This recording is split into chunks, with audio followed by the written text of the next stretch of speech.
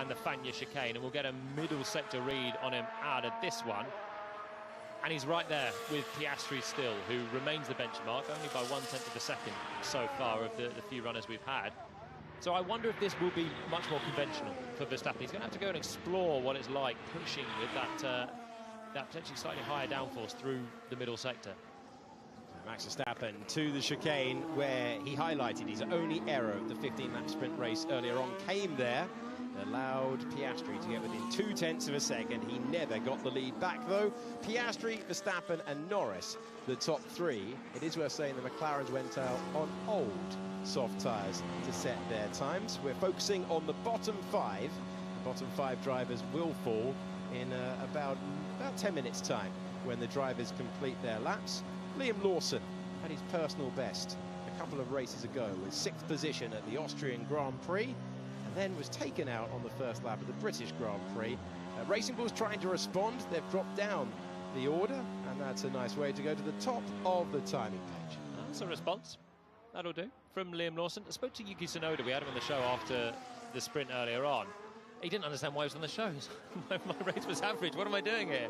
But it was nice to catch up with him. And he said, actually, the low fuel pace, I feel quite confident. I know it's not looking all that great, but I can see where it can come. And he thought he could have been in SQ3 yesterday, and he was close, of course, just starting outside of the top 10. And his first lap today is also not too bad. The track's obviously rubbering in. Sainz now hits the top. Albon's up there. Behrman's up there. But Tsunoda's first lap was 0.3 away from Max on a long lap, which should serve him well if he stays there. For reference, he was 12th yesterday in sprint qualifying. This is Grand Prix qualifying, and this is Charles Leclerc, who's making his way through. The only driver in Grand Prix qualifying this year to be on the front row but not take pole position. He's been there 3 times so far, and he's inherited a Max Verstappen pole position a couple of years in a row. He's the one who started at the front, but that's because Max Verstappen has taken an engine unit penalty at the end of the session. So Charles Leclerc, who took pole here outright in 2019, and then scored his maiden win the next day. Goes fastest, past his old teammate Carlos Sainz by 0.05 of a second. And Esteban Ocon made his debut here in 2016. He comes over the line with 13th position. The Frenchman has scored points every year in Formula One around this racetrack, apart from that debut season when he was with a back marker. Hamilton trying to get the traction coming out of the final corner. He jumps up into the top 6, just behind Behrman. Important for these guys not to find themselves in trouble on these final runs. We saw with Lewis had the spin yesterday, but it also cost other people in the field. Alex Albon couldn't get a clean run through the bus stop when Hamilton was parked on your left-hand side there. So there are learnings to be had in everything in a sprint weekend, not least just make sure that those banker laps are solid enough, even if the track's gripping up. And Norris here starting a new lap on as I said, a new soft that he's bolted on now. You'd expect the times to tumble, but just don't be in that bottom 5 when you get to this sort of time, and that's exactly where I see the 2 Mercedes in the pits. They're putting pressure on themselves. Colapinto went out there earlier on the medium because he's now switched to the soft tyre. Russell remains in the pits. Stroll, Antonelli and Bortoletto, who had an excellent qualifying session inside the top 10 last qualifying session yesterday. This is new boots for Norris. So we can see him already a couple of tenths down on Leclerc through the first sector, but we know the McLaren has stayed with a higher downforce setup. And let's have a look at him now attacking Pouon, coming down the hill, car ahead of him, but not enough to give dirty air.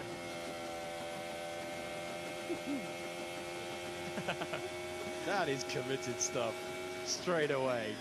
Dives around Lewis Hamilton in betwixt the double gauche of Pouon, and Norris is on his way again. So just a half lift. That's a little bit more than he had yesterday, but of course just his first lap here on new softs. And there we go, the time coming to him in the middle sector.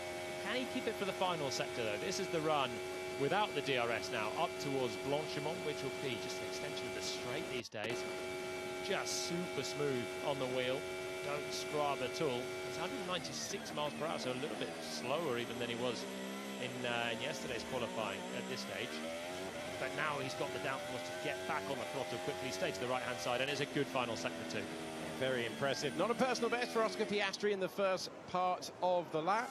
The middle sector is the one that we're about to see in a moment, and it is the fastest of anyone so far. And he is 600ths down compared to Lando Norris with the fastest time by a mile. It's Norris versus Piastri for the championship title, with Max Verstappen now 68 points back after winning the sprint earlier on. This already looks better for Norris than it has done yesterday. He's closer on that first run on the used tyre. They were within a tenth of a second. This is going to be close as well, as Oscar gives it all of the road out of the final corner and actually loses time compared to his teammate out of that one. So Piastri's been nailed on all the time. Didn't win the sprint, stuck in traffic behind Max. But for the first time, Lando looks like he's actually finding a match in terms of one lap pace here.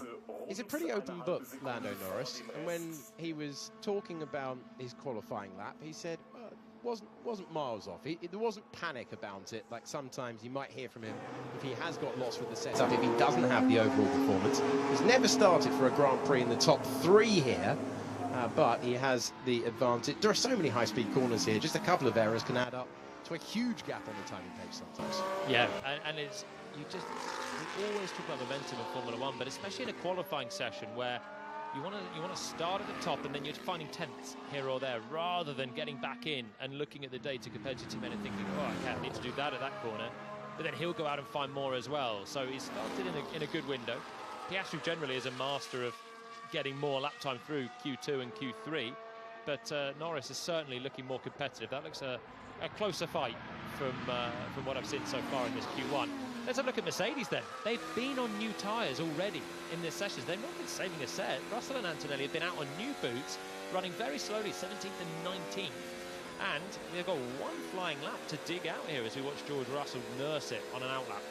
This is the team that won the Grand Prix 1 year ago. Antonelli spun into the gravel. George Russell blamed that gravel on the racetrack for damaging the floor. But they've had no such incidents so far. Remember, anything that happens ahead would stop the clock if we had a red flag. But it is a long outlap here. You can see at pace, it's a 1:41.010 for Lando Norris at the moment. Longest lap of the year. And for Antonelli, who had, the last time he ran a sprint weekend, the youngest ever driver to take a Formula One pole position. He started at the back yesterday. He needs a clean lap to avoid starting in the bottom 5 tomorrow. So as Antonelli hits the brakes for the first corner, you've got George Russell blasting past our commentary box on the start-finish line, opening up his lap, and both of these Mercedes need to find a clear lap. Antonelli, 2 tenths down on Russell on the first stint. I said if he can get close to George, that would be good, but didn't expect him to be struggling to get out of Q1. Other drivers have run an extra set already. That is Alonso and Colapinto. And Antonelli's finding a little bit, but Mercedes were good already in the first sector. Antonelli, the Italian teenager, signed as a 13-year-old by Mercedes because they said, we're not going to sign anyone else your age, we're just going to focus on you and move you up the motorsport ladder. They did exactly that all the way to Formula One to replace Lewis Hamilton, but he's not had many point-scoring finishes. 5 of the last 6 races he has retired from, so he's looking to re-establish himself and at the very least get through into the next part of qualifying. Through the Fanion chicane he goes. We're watching trackside with Antonelli and on board on the left-hand side with George Russell. Yeah, looks neat and tidy. This is where he dropped it backwards into the gravel, but he's good through there, but he's not quick, is he? Down on Alonso. The Mercedes is good on the straights. You can see Russell already with that best first sector time. They should be rewarded here. Antonelli's still in a little bit of trouble. Russell's going quicker. The 6th place finisher in the Formula 2 Championship last year, Kimi Antonelli, with a high-pressure braking point at the end. A driver of enormous potential, just going through the trials and tribulations of a rookie season. He gets himself to 11th place. Russell, his teammate, behind. Fastest first sector of anyone so far. Personal best and 8th position for Russell. Bottom 5, Ocon, Alonso, Colapinto, Stroll and Bortoletto. Over the line we go with Stroll. He will only improve to 18th. He is out on the first hurdle. Antonelli's not out of the woods either. Alonso's going to drop out. Had a poor middle sector, Fernando Alonso, and he goes. Both Aston Martins struggling at Spa once again. Alonso is out. You've got Stroll there in 18th now. In the top 10 yesterday was Gabriel Bortoleto. He's currently the last car. He has one corner of the 19-turn racetrack to go. He stands on the throttle, goes up through the gears and goes back to the top 10. That's what he needed. Sonoda now to the drop zone. Sonoda and Ocon both going quickly. Ocon now in 18th place as Hajar launches up to 4th. Let's have a look at Ollie Behrman through the end of the lap. He should be safe already. Sonoda jumps up. Big lap for him. He was talking of having more confidence. He's proved it. Great lap. Oliver Behrman, he's 5th. Ocon going very, very quickly. Antonelli is displaced into the drop zone by Hulkenberg. Ocon's improving too. Gasly's going, and Hamilton then needs to find an improvement, and he's out there pushing as well. So Hamilton is not safe. Let's look at Esteban Ocon trying to jump up. Look at Gasly's first sector, best of anyone. They have taken all of the downforce off that car because they do not have the most powerful engine. Ocon gets to 13th, far better earlier on with 5th position. Gasly in the drop zone, but still fighting to get through. And Hamilton is halfway around this final lap, and he's not improving. He needs to find something through these final few corners. Through into Stavolo he goes. Gasly's first sector was faster. Personal best for Pierre Gasly. Hamilton making it back in the middle part of the lap, but does Hamilton face the exit again? Gasly across the line. Gasly to 11th position. Lewis Hamilton, a 5-time winner around this circuit, needs a mighty final sector. He's picking up a little bit of pace. Got to nail the bus stop now. Picks the braking point. That is where he spun yesterday. He goes through the 18th and 19th corners on this racetrack. Can Hamilton escape the drop zone at the very end? He does so to get to P7. It's Bortoleto, Antonelli, Alonso, Stroll, and we're running on board with Colapinto. The mid-season replacement for Jack Doohan sends it to the line, and he improves up to 17th, but he can't escape the first part of qualifying, and Ocon has made it through by 0.02 of a second. It's Bortoleto, Colapinto, Antonelli, and the Aston Martins on the back row of the grid. Alonso 19th and Stroll in 20th. That facial expression from Toto Wolff screamed a yikes to me. Antonelli out again in 18th. He saw the lap. Didn't look ugly, just wasn't quick. Russell's proof of that, in only 11th place again.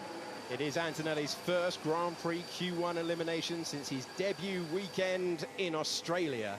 He went out in SQ1 earlier in the weekend, but that is so disappointing for a driver who was putting electric moves on cars 1 year ago in Formula 2 here.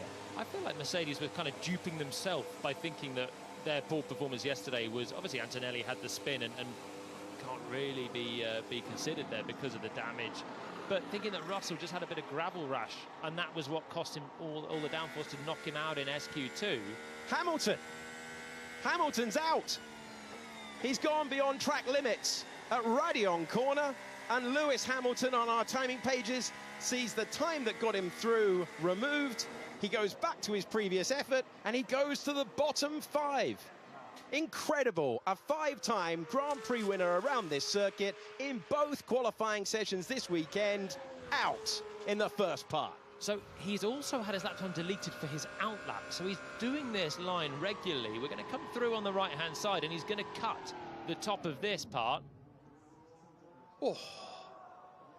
This is by design. Tell us why the drivers are trying to minimize it at this point. Well, you're trying to not scrub too much out of the tyres coming through there. You lose speed, of course, with more lateral load and the sort of micro sliding of the tyres. So you want to straight line that part as much as possible. You have to keep one wheel on the white line at all times. Everything okay?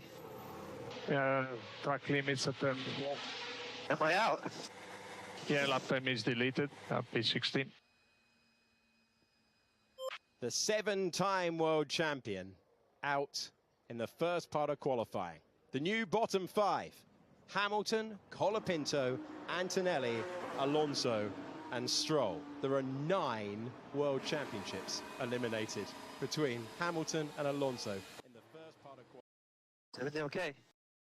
Yeah, track limits at turn 1. Am I out? Yeah, lap time is deleted, P16.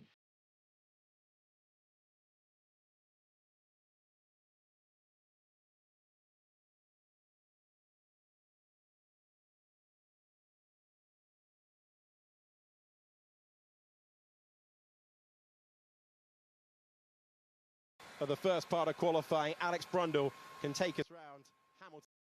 Hamilton lost his lap time. Oh, yes.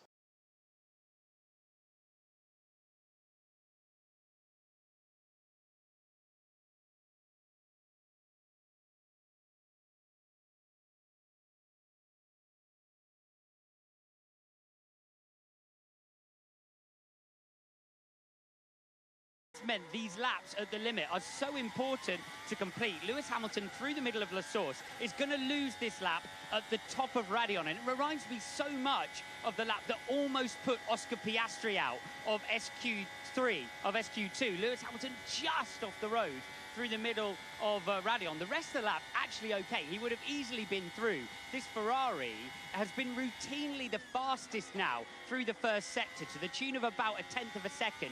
Quicker than the McLaren and also quicker than the Mercedes. So they look to have actually made a decent improvement in that sector of the racetrack. It's a little bit wide through the middle of Brussels to show you the rest of this lap and where Ferrari might be in terms of their balance. But what a shame for Lewis Hamilton, who knows from sprint qualifying that he's not going to be able to make that much progress. You saw in the sprint race, he really wasn't able to zoom back through the field, even though the race pace might have been better than his starting position. Neat and tidy through the middle sector. They've been losing out generally through that first part of qualifying, through this middle sector. Then the Ferrari in general, relatively quick again. Hamilton actually, look, picks up a toe here that would have got him easily through to that final phase. But yeah, real disaster for Lewis Hamilton. Conditions here at Spa generally way less windy than we saw in sprint quali. So we've had a tailwind all weekend up the Kemmel Straight. That tailwind has fallen away. I think it's yeah, really making it susceptible to drag up there. It'll be really interesting to see the second phase of qualifying with that shock exit for Lewis. Thank you, Alex. A man who has driven many a lap around this circuit. We're going to have some more in a few seconds' time with the commencement of Q2.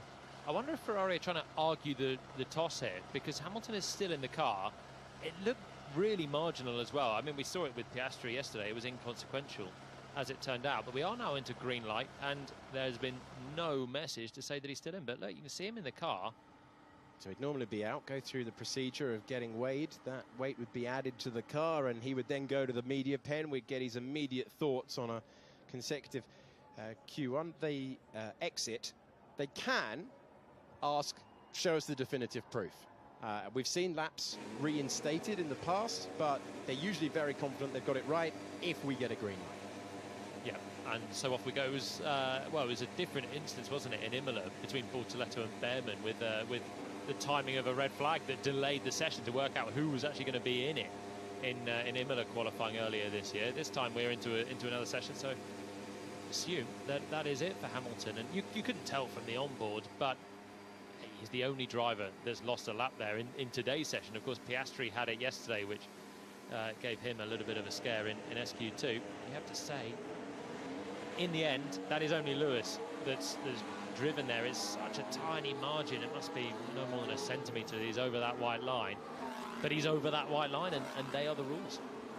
Being told that Lewis Hamilton is out of the car, accepts that it was over track limits, didn't keep it between the white lines, and on we go. There is Hamilton making his way to the back of the garage, out in the first part of qualifying. It doesn't rain, but it pours for him. He was so dejected yesterday. I hate to be the first one to line up in the pen afterwards to see what he thinks of this one. Luckily, that is not our job. We get the microphone in hand to call you through these moments. That's Jolyn Palmer, I'm Alex Shakes. This is Q2, and we're in progress. 13 minutes on the clock, cars on their outlaps. Hamilton had beaten Charles Leclerc 3 times in the last 4 Grand Prix qualifying sessions. One more, and he'd tie his tally that he out-qualified George Russell last year. One lap pace hasn't been a strength for Hamilton, but you expect him to get through the first part. And he should have done. As Brundle said, you know, he's had the pace there. He actually matched Charles at the end of that session. The field is so close, it got him up into the loftier positions. I think it was 6th when he went over the line, but actually 2.5 tenths clear of Bortoletto, who's now back in the session. But you've got to decide the margins by something. Our intrepid reporter, Lawrence Barretto, has just asked us whether we fancied a job swap. No, Lawrence. We're going to stay right where we are. He's our man asking the difficult questions down there in the pen, and Hamilton's body language tells you a story. It's an updated Ferrari. It's a vastly updated Ferrari, and their last big update of the season as well. He would have come to a racetrack where only Michael Schumacher, the great Michael Schumacher, has more wins than him in Formula One history around this place, but it's been a weekend to forget. He's generally looking a shadow of his former self. The switch to Ferrari, the big change that comes with that, of course, learning the new systems at Ferrari, getting on with the new personnel, and trying to make change to get this back into a winning team. But right now, just getting back into front-running contention would be good. I thought he was so close to being there at Silverstone as well. That was almost the best we saw of Lewis until that final Q3 run. But he was back. I thought he had his mojo going. He'll be back again, and Ferrari need to optimise this setup, which is still clearly not there, but Leclerc can at least figure it out in Q2 and potentially, probably, into Q3. Hamilton, the second oldest driver on the grid, 7-time world champion, 40 years young, the only older driver on the grid, Fernando Alonso, who turns 44 on the Tuesday after the race. 44 years old and still fighting in Formula One. Sort of thing you'd read about in the 70s, not in 2025. Fantastic.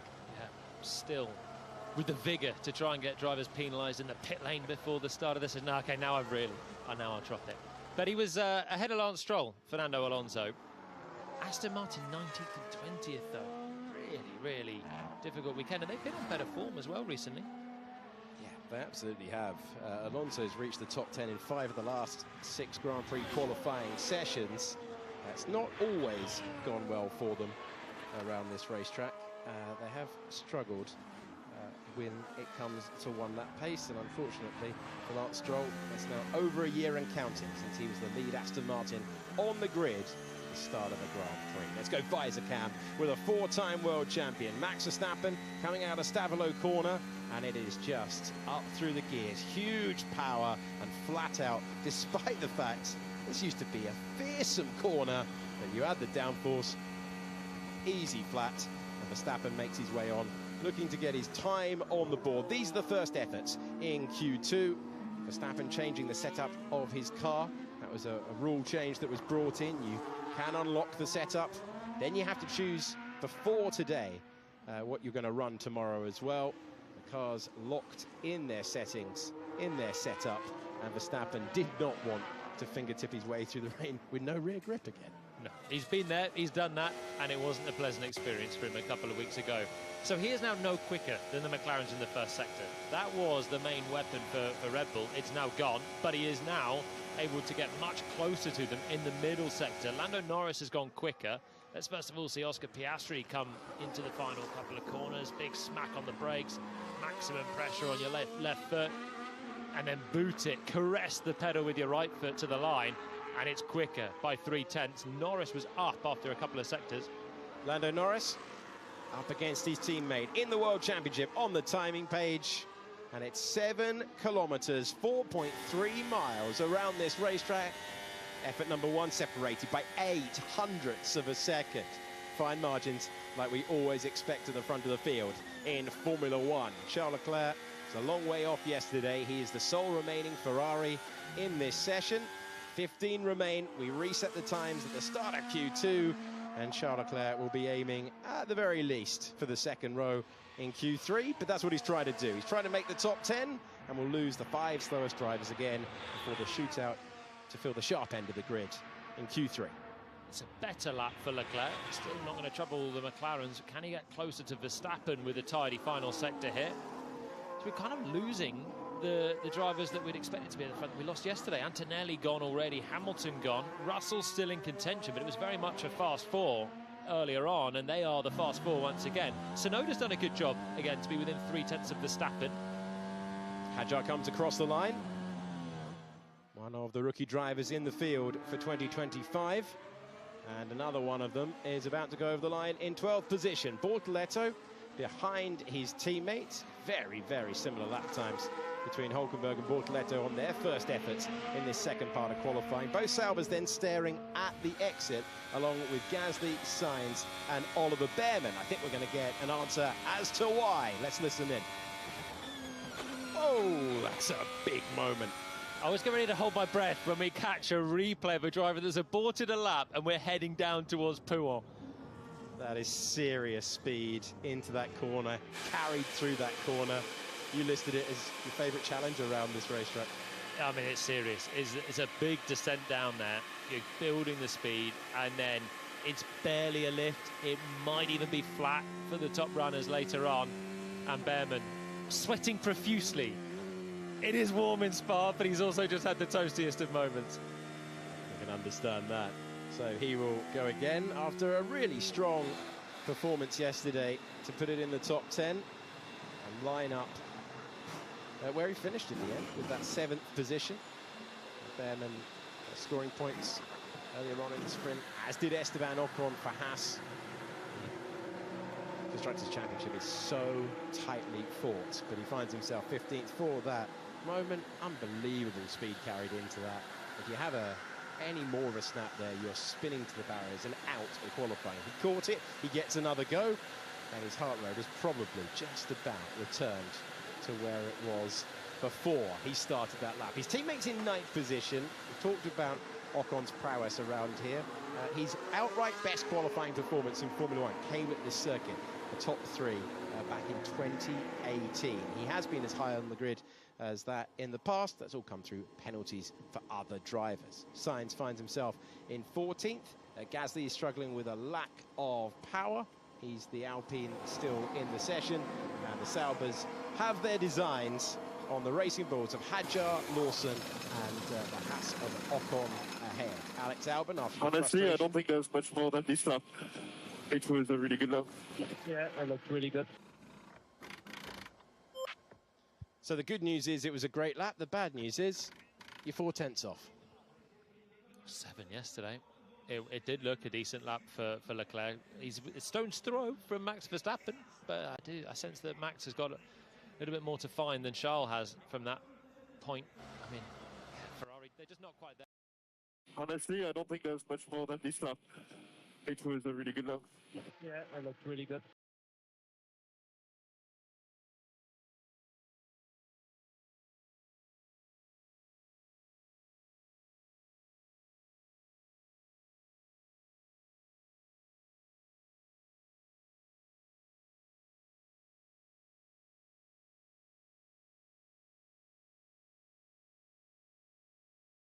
And they're about to see greater laps still. Lando Norris heading to the circuit now, 9 laps, 9 points back in the World Championship. And Oscar Piastri, points leader, trying to become the first Australian World Champion since 1980. And he's in an all-McLaren fight, which recalls the great battles of old between Alonso and Hamilton, Senna and Prost. Scrub tyres for the McLarens, new for everyone else who needs to go out there and try and find a little bit more. Maybe Leclerc was out there on a scrub set as well if he thinks he's done as much as he can at this point.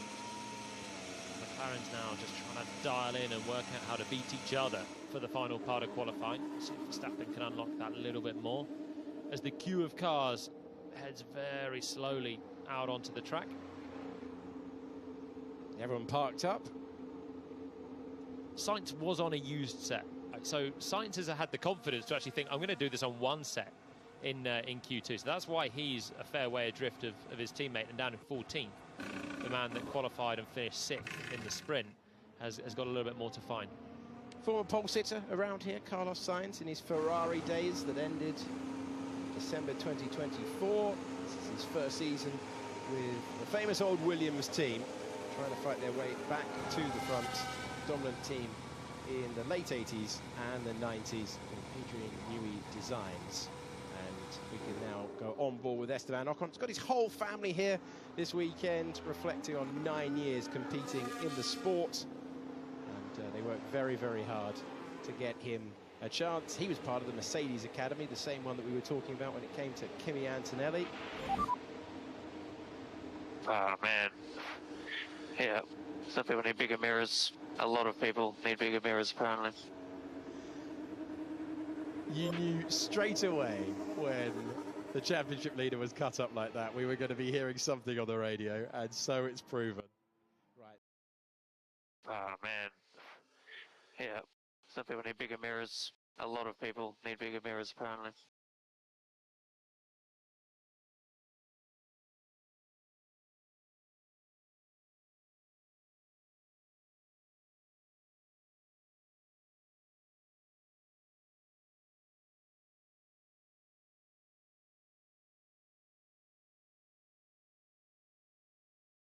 He's had a few sessions recently in qualifying where he's been actually pretty grateful he's out of Q1 and then goes all the way into Q3. That's how tight that midfield pack is. You find, as I said, Hamilton found a 2.5 tenths and it launched him from 16th up into 6th.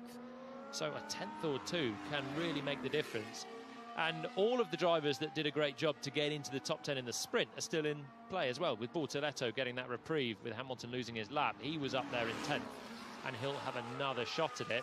So we'll see if they can be stars again or if others can join the mix. I'm looking at Liam Lawson, maybe to get on terms with Hadjar. Hulkenberg could do with a better qualifying as well.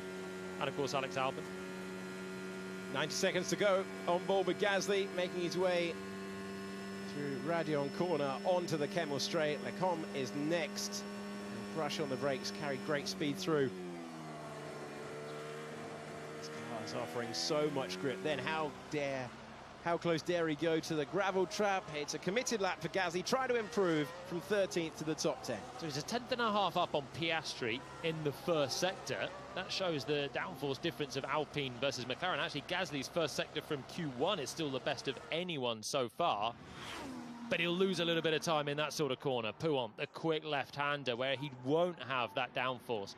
And he'll have to give it up, so he'll scrabble his way through this middle sector and pick it up again in a couple of corners' time. So Gasly able, with low fuel, to extract a lot from this car. You can see, just check that rear wing and compare it the next time you see the Red Bull of Max Verstappen. It's like a barn door on the Red Bull, and it's like Monza spec stuff for the Alpine. Gasly trying to carry all of the speed advantage that he'll get at this point to the end. Hulkenberg is improving. A lot of personal bests happening at the moment, and you need them at this stage. Hulkenberg dropping time in the middle sector, though. Gasly, 2 personal bests as he heads to the line. 10 seconds to go in Q2. Gasly coming across the line. He moves to 9th position. Others will fancy that they can respond to that. Hadjar trying to book his place in Q3 again. Great lap to go into P6. That's good for him. And Hulkenberg is out. He can't improve to the top 10, but his teammate can. By 0.3 of a second, he puts the pressure on Esteban Ocon. He's on an outlap. There we go, Gabriel Bortoletto. Very, very impressive. Russell was very quick in the first sector. He's dropped to 8th position now. And the Mercedes, again, doesn't have the grip through the middle part, but so long as he can slow it down for this final bus-stop chicane, should have something to offer in this final sector as he drives to the line. And Russell gets to 6th position. Bortoletto goes ahead of Hulkenberg in the teammate head-to-head.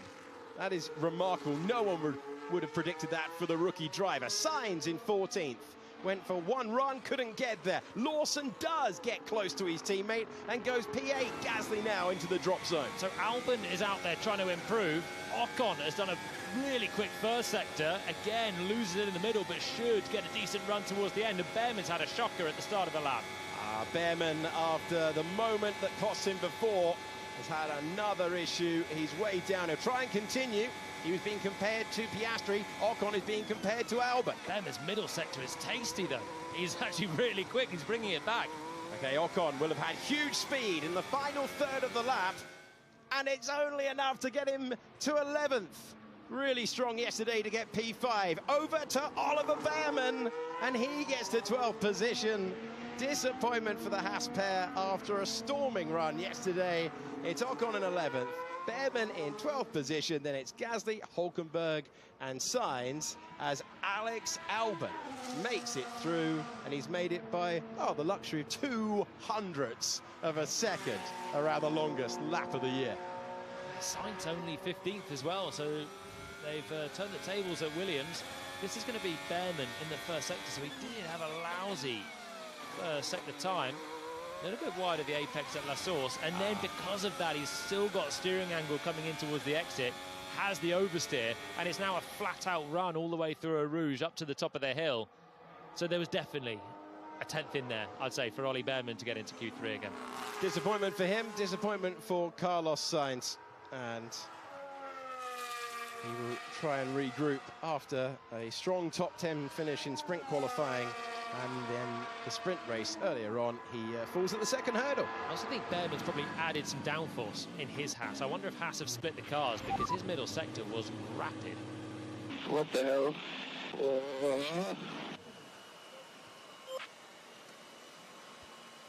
Hulkenberg's frustration to find himself 14th.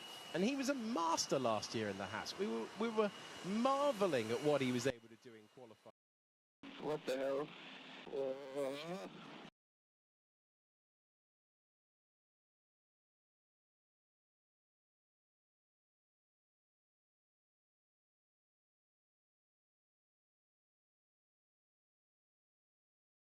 I said, what's going on with qualifying? I said, I don't know, I'm just not feeling quite connected with the car, not feeling the grip, not feeling where the limit is. And when you're not there and you start making tiny mistakes here or there, it goes against you in this tight midfield. And I sense that's the frustration of a man that's felt that once again. Here's Alex Albon climbing through Radion corner and punching the air that he made it. I love it. Big screen. Yeah, he's looked at the big screen at the top of Radion as well. Look at his head. Is he going to look?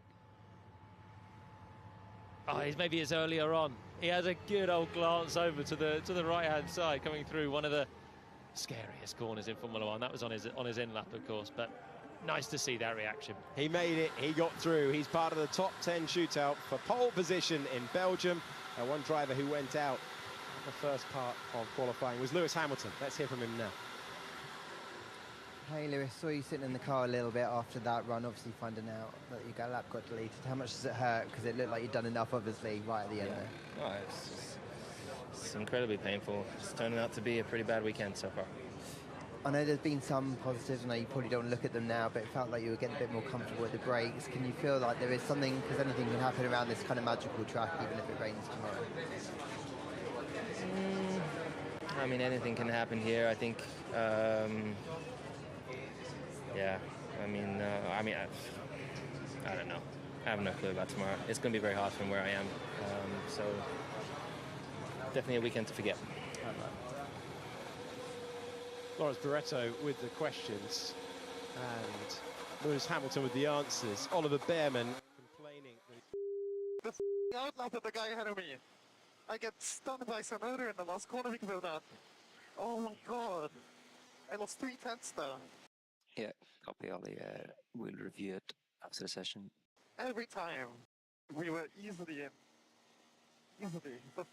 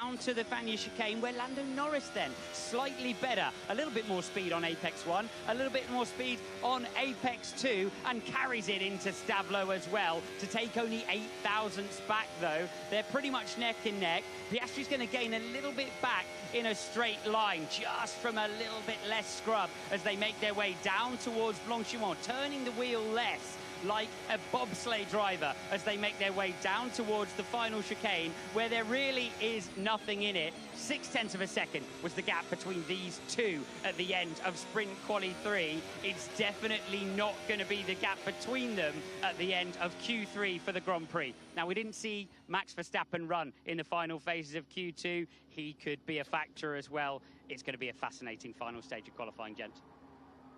Yeah, so Max stayed in the garage for that final run, and he is not in the garage anymore. There he goes, behind George Russell, getting to it. It's amazing to see that lap, 7 kilometres. The difference was all in the bus stop in the end, but through each of the corners, there's not more than half a tenth to either driver. They are both finely honed in this one, and this is certainly a lot more all to play for.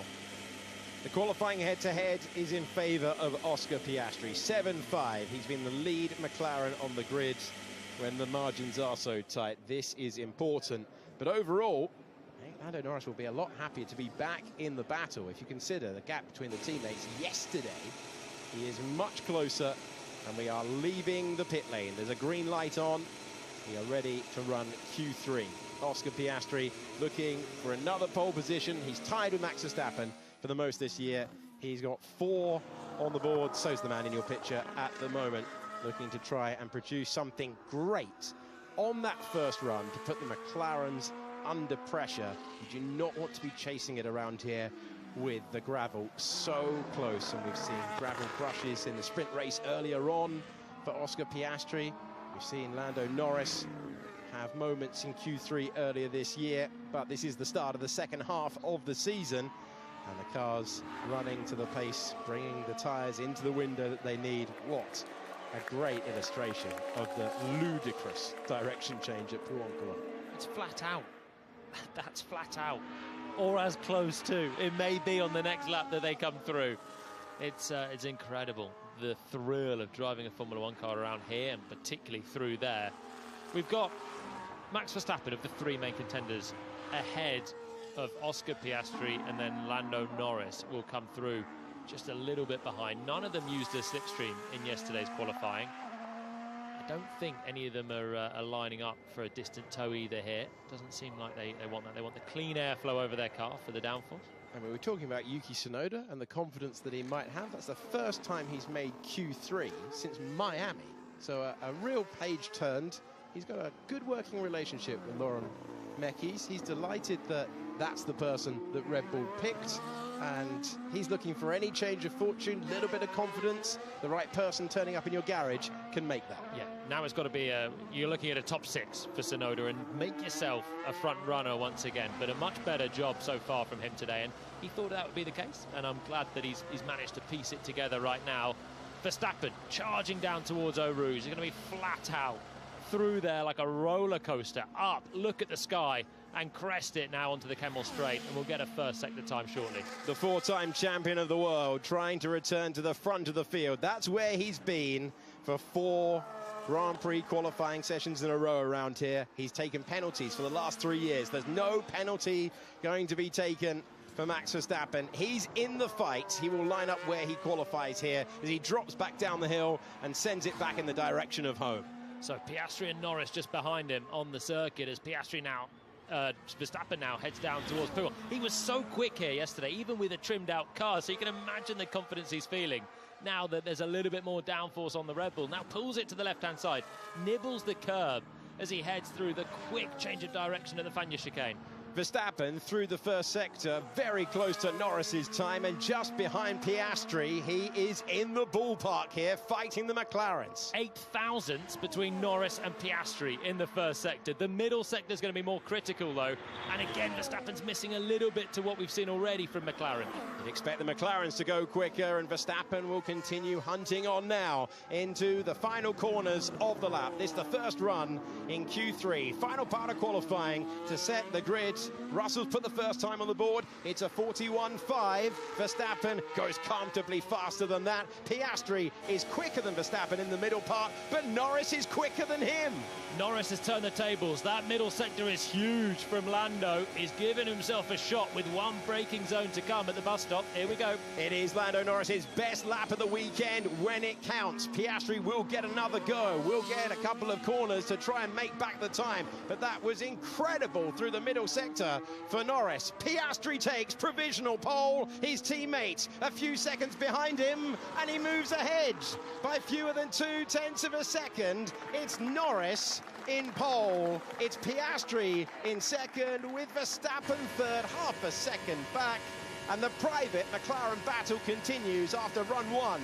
Advantage Norris. Really hooked up there from Lando. He's had his difficulties at times in Q3, but he's finding his feet now. McLaren made a suspension change to the front geometry, trying to give him a bit more feel, and it seems that has worked here. Really weird, just didn't have the same grip. Yeah, understood. It looked like a tricky lap, that. It's left Max half a second away, so he was a bit closer than that. I still don't think he's got the pace to get onto terms with the McLarens, but he shouldn't be that far adrift. Brush of the gravel, exiting turn 9 for Alexander Albon. That's what it looked like from the alternative camera view. Wouldn't cost him too much.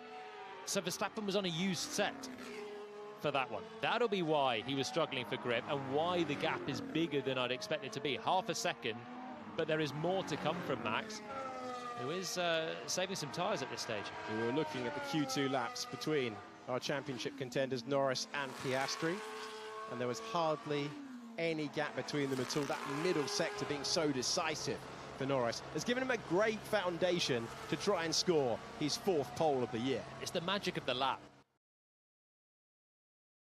Really weird, just didn't have the same grip. Yeah, understood. It looked like a tricky lap, that. That's where Lando is. He hasn't looked like he's quite been on Oscar's pace so far through there, but maybe 15 laps and trying to dial in more laps. Of course, on a sprint weekend, you don't get much practice here, and he's built it back in. McLaren have been able to change the car. Maybe he's managed to find himself a bit more comfortable now as well. And suddenly, he is right there and even ahead of Oscar in the zone that Oscar's been so quick on.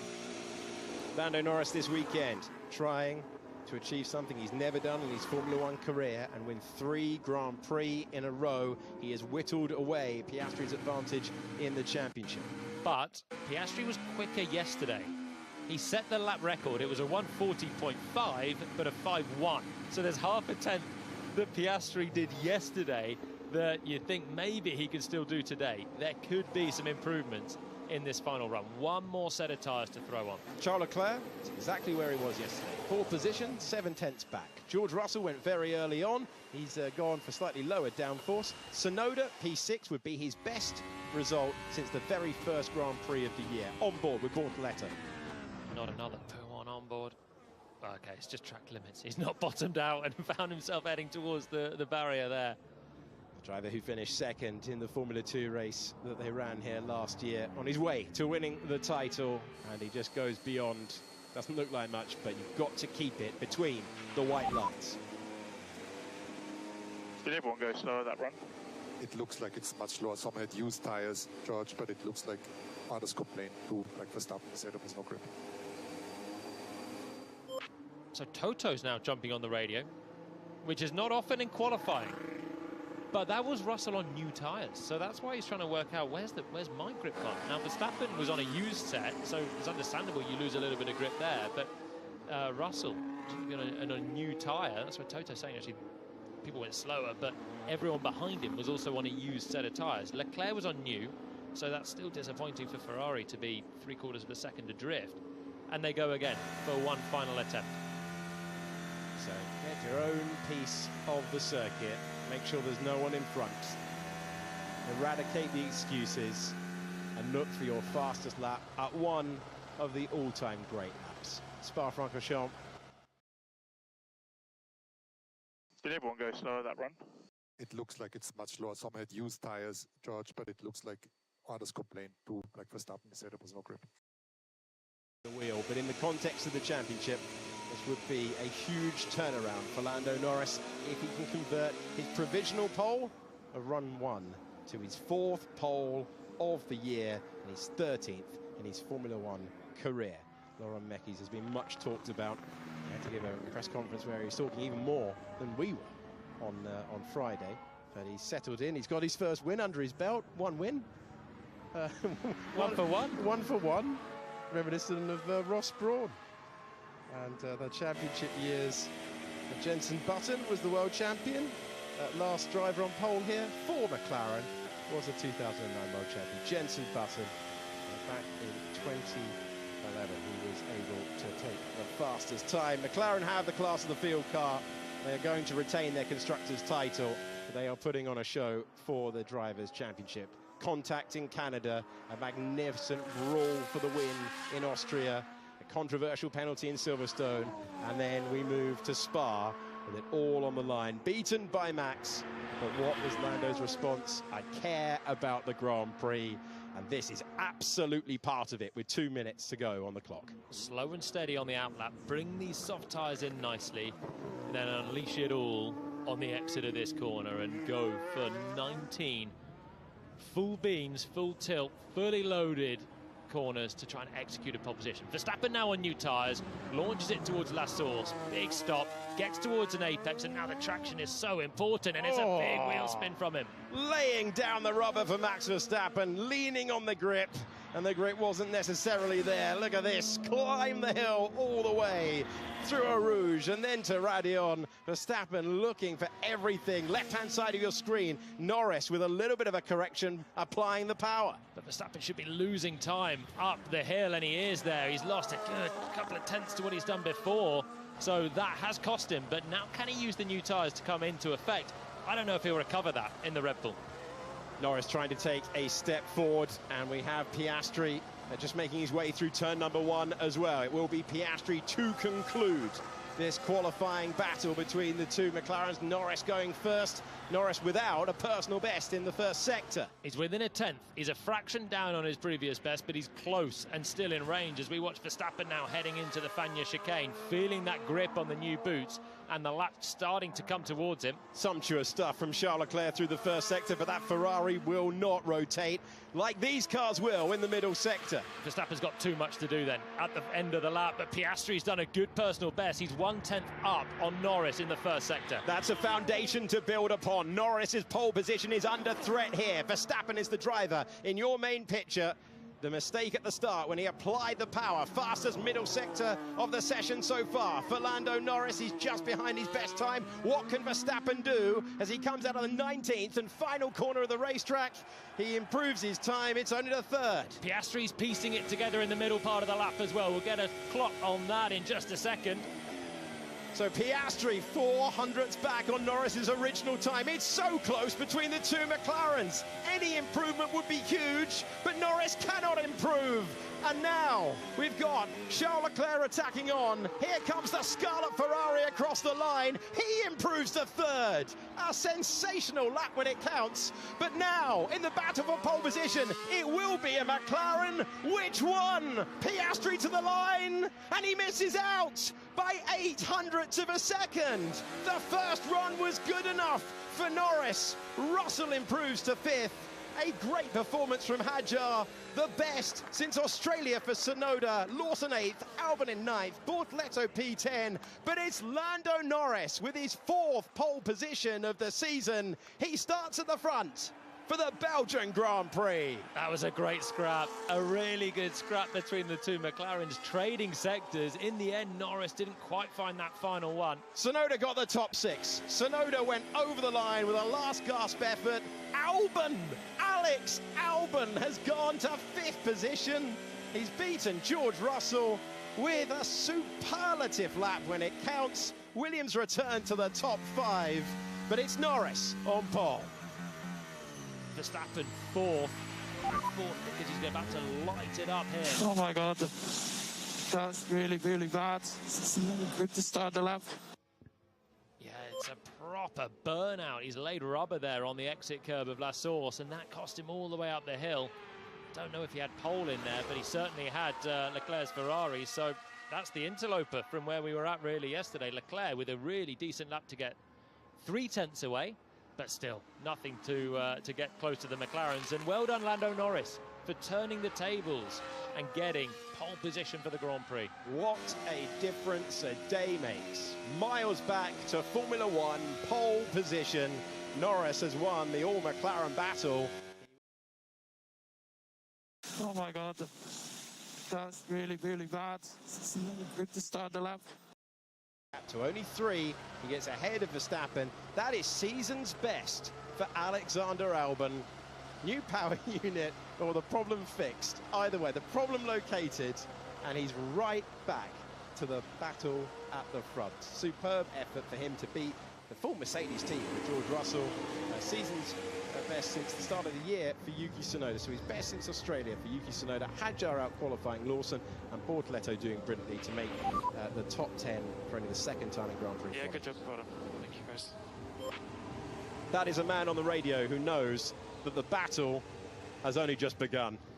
Yeah, I'm not going to remind him just yet that in the race that we saw earlier, the man that started on pole was out-dragged up the Kemmel Straight for the race lead and was never passed again. That was Max Verstappen, who won the sprint earlier on. Pole position around Spa is great. It is chapeau to Lando for pulling that one off, because he was adrift yesterday. He is no longer adrift today. He has found something, and it's a big lap he put in on the first run of Q3. But the race tomorrow is something else, and hanging on to pole, I think it's harder than here. Yeah, it is a thrilling start to any race, and that battle, that in the end, not the gaps of before, but Verstappen, without that moment, would have been fighting. Yeah, good job, Bottom. Thank you, guys. For the first time in 4 years around this circuit. And Lando Norris taking his 13th Formula One career pole position. Didn't panic after yesterday. Made the point that the major points are given out. And it's all smiles for Lando's mum. Lovely, lovely moments. He will go in search of another hugely significant Grand Prix win. And remember, he's chasing 3 in a row for the first time in his Formula One career, something Piastri did earlier in the season. But that's a big moment in the context of the championship, because they're all going to be big moments. But Norris was unable to do that at the start of the year. He's pulled it out of the bag. Crucially, that first run gave him the foundation. Yeah, you could tell it from the first lap of Q1, couldn't you, though? That he was right there with Oscar. So it was small margins rather than trying to find 3/10 on a lap. He was absolutely right there from the off, and then you're just trying to piece together the last little bits of the puzzle, which he did. That middle sector is what won it for him. A 10th clear of the man that was mighty there in yesterday's qualifying.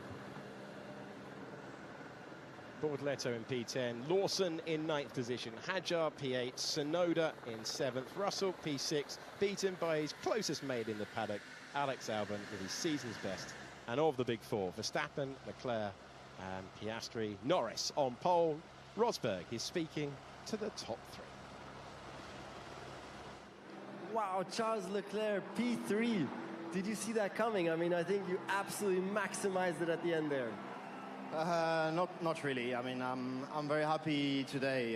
It's strange to say that because it's still 3/10 and it's only a 3rd place, but I did not expect it. I think we thought we were quite a lot more back. We knew that we had something more in the car, obviously with the upgrade this weekend, but we still struggled yesterday.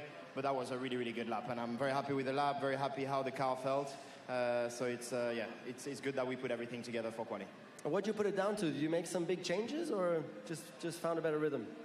No, I mean, obviously it takes a little bit of time to maximize those upgrades that we put on the car. So there was a little bit of things that we've changed, but nothing major. It was all about putting everything together, and I felt comfortable with the car since FP1. So yeah, it's good to have a qualifying where you look back and you know you haven't left anything on the table. I'm sure podium then is your objective also for tomorrow, but you have Max Verstappen right behind you in 4th.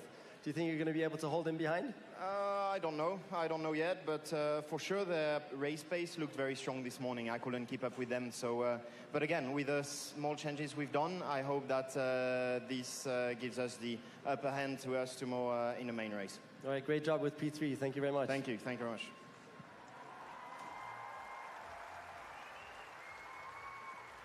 Oscar, After yesterday's dominant qualifying, P1 yesterday in the sprint qualifying, today you could only manage second. Are you okay with that, or is that disappointing?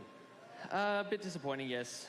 The second lap was coming together really well, and yeah, just made a little mistake into 14 and lost a lot of time. So yeah, disappointed. Felt like the car was very good again, but it's fine margins out there. So yeah, it's obviously not a bad place to be starting, but I think there was more in it, which is always disappointing. You're surprised also by how Lando was actually able to improve now throughout the weekend? Was he maybe learning stuff from you and looking at the data there? I don't know. I mean, I think we're a good teammate pairing, and we learn a lot from each other every weekend. And yeah, that's what makes us such a good team. But it also makes it difficult when you're trying to fight each other. So yeah, I don't know. But I felt like I did an okay job today. Just didn't quite execute when it mattered. And yeah, bit of a shame. Being P2 on the grid then, are you actually happy that tomorrow it's looking very mixed on the weather? That could open things up and increase your chances to get one back on Lando tomorrow in the race? Yeah, I mean, after the sprint, I was aiming for P2, so no, I don't know what the weather's going to hold tomorrow. I think it's going to be quite different, so we'll wait and see what we get, but yeah, try and have a good race. Okay, so we're looking forward to you trying to copy what Max did on you in the sprint this morning up into turn 5 on Lando tomorrow then. Thanks a lot, so. Oscar. All the best. Thank you.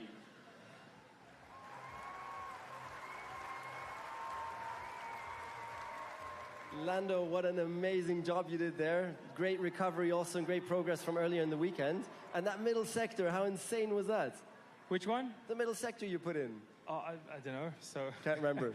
I mean, it was a decent lap, of course. So yeah, happy. I don't know. Everyone was pretty worried after yesterday. I wasn't even that far off. It was just a couple little issues that we had. So I was confident after yesterday and confident coming into today. So it's nice to see that I could get back to the top. Is there one thing you can point towards? Like yesterday, you were almost 5 tenths off, and now you're like 1.5 tenths up. Yeah. Where did the improvement come from? 3 tenths is just slipstream and not being first out the pit lane. So yeah, it was nothing to worry about. But people like to make a lot of things out. But no, I felt good. The car has been flying all weekend. Oscar's been doing a good job all weekend. So we're pushing each other a lot, like he said. It's tough because you kind of see where your strengths and weaknesses are easily, and you learn from each other quickly. So it's it's a good but tough battle that we have at the minute. You're the rain master from Silverstone. It's looking wet again tomorrow. You're confident though for the rain, even if it rains tomorrow? I mean, I prefer it to stay dry, honestly, but I mean, even for the fans, I think it's rained here for like the last 10 years or something. So it'll be nice to have a dry Sunday, but yeah, I don't mind whether it's dry or rain or whatever it is, or somewhere in the middle. It's normal here, and I look forward to a fun race. I'm a fan now, and I can tell you we love it when it's wet, dry. As do I. Just increases our excitement. So wishing you all the best for tomorrow. Thank you so much. All the best. Great job. Cheers, man. Thank you. Nico Rosberg in conversation with the top 3, Charles Leclerc, Oscar Piastri and Lando Norris, who's taken pole for the Belgian Grand Prix. In the post-show, in a few moments' time, you can hear from McLaren team principal Andrea Stella, who is making his way to speak to Laura for reaction after they have taken an 8th pole position as the team in front. It's Lando Norris who has taken pole at the Belgian Grand Prix for the first time in his Formula One career. He aims for 3 in a row tomorrow.